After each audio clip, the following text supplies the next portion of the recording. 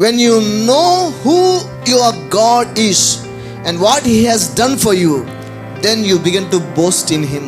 దేవుడు ఎలాంటి వాడో, ఆయన నీ కోసం నిజంగా ఏం చేశాడో నీకు ఎప్పుడైతే బాగా అర్థమవుతుందో, నీ జీవితం సినిమా వెనకాల మొత్తం డైరెక్షన్ అంతా ఆయనదని అర్థమైతే అప్పుడే నిజంగా నువ్వు ఆయన్ని బట్టి అతిశయించడం ప్రారంభిస్తావు. మనం చదువుతున్నాం, ఉద్యోగాలు సంపాదిస్తున్నాం, వ్యాపారాలు చేస్తున్నాం, వ్యవసాయాలు చేస్తున్నాం, డబ్బులు సంపాదిస్తున్నాం, బ్యాంక్ బ్యాలెన్స్ మెయింటైన్ చేస్తున్నాం, కానీ దీని వెనకాల డైరెక్టర్ దేవుడు అనే విషయాన్ని మర్చిపోతున్నాం. అందుకని ఏమంటున్నాం అంటే, ఇంత కష్టపడ్డ బ్రదర్, నా కష్టం ఏ రోజు కూడా ఇదంతా దేవుడు చేశాడు, ఇదంతా దేవుని కృప, ఇదంతా దేవుని దయ వల్ల, దేవుని యొక్క మంచితనం, ఆయన ప్రేమ వల్లనే ఈరోజు మనం ఇట్లా ఉన్నామని చెప్తామా? చెప్పం. ఎందుకంటే మనకి డైరెక్టర్ లేడని ఫీల్. వెనకాల దేవుడు ఉన్నాడని గుర్తించిన వ్యక్తి, తెలుసుకున్న వ్యక్తి ఏమంటాడంటే, నేను ఆయన యందే అతిశయిస్తున్నానని చెప్పేసి అంటాడు.